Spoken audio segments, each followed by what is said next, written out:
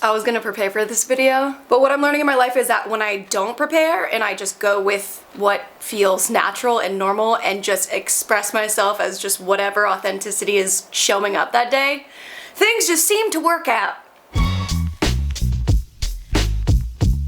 Hi, my name is MeganBatoon and this is where I live now.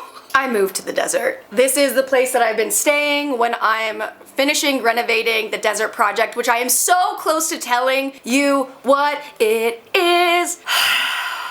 I don't know how I'm gonna do it. I don't wanna overdo it, but I definitely want to make it a moment because it's spent like the past year of my life. That has been my main focus. Aside from getting to a good mental and physical health place, that has been the only thing I've been caring about. You know what? Here's what's gonna happen. I'm living in the desert in Southern California, and this is where a lot of people go to music festivals. So I'm starting to see a lot of hikers, and I'm starting to see a lot of people in like very cool outfits. Although I am not going to a festival, if I look outside, it basically looks like I'm at Coachella. So I'm gonna get dressed as if I were going to a festival. Here's the thing, I have done a lot of introspection and asking myself, what kind of life do I want to live? And then I did inventory of my life, realizing that I was living it so out of alignment with what my values actually were. This is not a makeup tutorial, I'm just getting ready. Oh no. This was my color before yesterday, and yesterday I was out building a custom headboard for hours, and now this is not my color. What can we do about it? Not a lot. Whatever it is what it's gonna be, and that is just not a today problem. I look like I'm about to sing opera. I'll just bronze everything. Anyway, so I was realizing that well, you know, it wasn't a realization more so than it was an attack from my body on my body. It was psychosomatic, and I started getting stress hives, vertigo, just a cocktail of bad feelings, and I was constantly on the verge of burnout. If you have ever listened to my podcast, every single episode was basically me asking different guests how they deal with burnout, because I truly couldn't figure it out myself, and I realized that I didn't want to live like that. And so I packed up my stuff, I took a step back from entertainment and social media, and I live amongst the Joshua trees now. And I love it. And this is very exciting for me, and I feel like I have a second chance at living my life in the way that I want to, because I got really swept up in numbers and productivity and a lot of stuff that wasn't bringing me joy, fulfillment, or nourishment. So you gotta make some changes. So before working on the desert project, I'd only been to this area one other time, and it was for the Netflix show that I was on. But the thing is, I didn't get to experience it all the way. I wasn't there long enough to understand the pace of life. There's a different energy here. It's also very spiritual. You know, I love that. This environment allows me to be a little bit more human and compassionate and forgiving, and every time I explain why I moved to the desert, I tell people that Los Angeles to me feels like a casino, in the sense that I don't actually know what time it is because everything is always buzzing, there's always lights, there's always action, and that is so incredibly exhausting. For me, once I really understood who I was, and that was feeding a different part of me that I no longer relate to anymore. So here, when I'm so close to nature and I live my life basically with the sun, I'm taking cues from the sun, and my circadian rhythm is syncing up. When the sun starts to set, that's when I start to clock out. Some perfume, even though I'm not gonna see anybody today. This makes me feel good. And that's the other thing I've been learning too, is like, if something makes you feel good, do that and do it for you. Nothing is gonna feel better than when you listen to yourself and you take aligned action. I honestly wasn't sure if I wanted to talk about that I moved here because of, one, safety, but also learning that if something keeps you happy, to keep that private. At the same time, one of my top values is authenticity and being seen.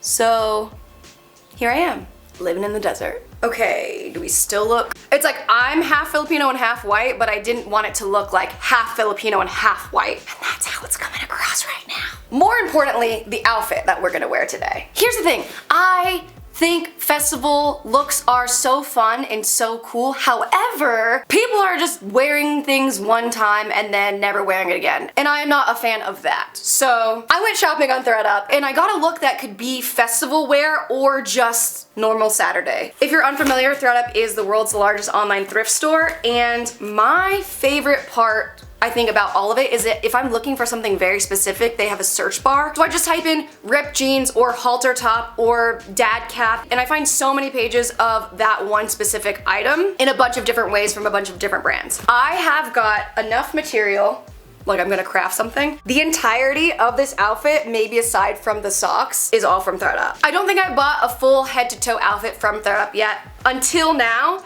And this is so exciting because you know what? This is like my induction outfit. This is my desert uniform. I'll do a try on haul and then I will do my hair. I posted this photo and I got a lot of comments about how I styled my hair in this. And so I will do it here, very easy. Then I guess we'll go frolic around my new town.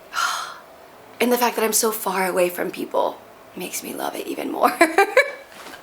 The biggest introvert. Okay, let's go. So the entire outfit started with this Fila halter top. I had just typed in halter tops because I know that it is so disgustingly hot. You are sweating, you are dancing, and I really love the sporty vibe of this. The estimated retail price is $30. I got it on ThredUp for $14.99. Then I found some light ripped denim that were ever so baggy, so they give me a boyfriend feel. So on the top we have tight, in the bottom we have loose. These are Zara. The estimated retail price is $46. I got them on ThredUp for $25.99. These Madewell Sneakers looked almost brand new. The estimated retail price is $119. I got them for $42.99. You can never go wrong with a classic white pair of sneakers.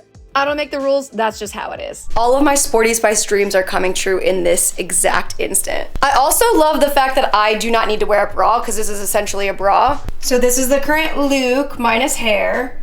Do not look over there. Okay. Let's fix this. Two things, you can shop the look sustainably on ThredUp, or you can go to their festival shop and they've got a bunch of more style inspo if you are going to a music festival or a food festival or a sleep festival and you just want to look cute for it, or if you're just trying to feel like you live in a permanent vacation, which is what I am doing with my life. Second thing, use my code MeganB for 30% off your first order and free shipping. And folks, that is all I can do for you today, aside from sharing this space with you. Thank you for being here.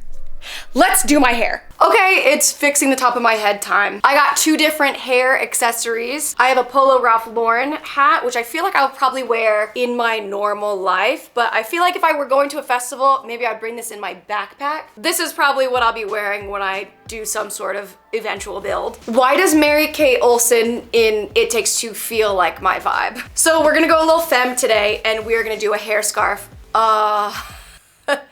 Hey, I'll show you how to put this on after we get this working. For everyone that was asking, doing this hairstyle is the simplest thing. Here's the thing, if I'm gonna do my hair in any way, shape, or form, this is how I'm doing it. This I got online, it's a Remington like waver. All I do is take little chunks and I hold it for like 5 seconds. Look at that, look! And then I just alternate. So I had it this way, now I'm gonna switch it, and it really does not matter, like at all. You can shake it out and zhuzh it to whatever you want it to be. And the best part for everyone that's been here for quite some time and remembers face burn, or the family of face burns that I used to get from curling irons, this has a part where you can't burn yourself. We love the development of technology. It's just a bunch of this.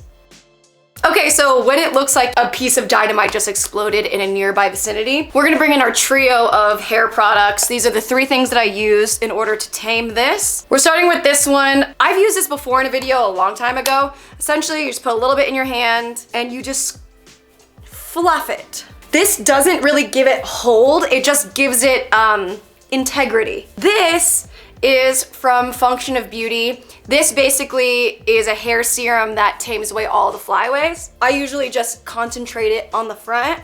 And then this one is a pomade. This one is a holding. So if I want my bangs to be piecier, the way that I did my hair in that picture is I had my bangs everywhere. They're a little too long now, so we are going to put them in a bandana. Does it look like anything changed?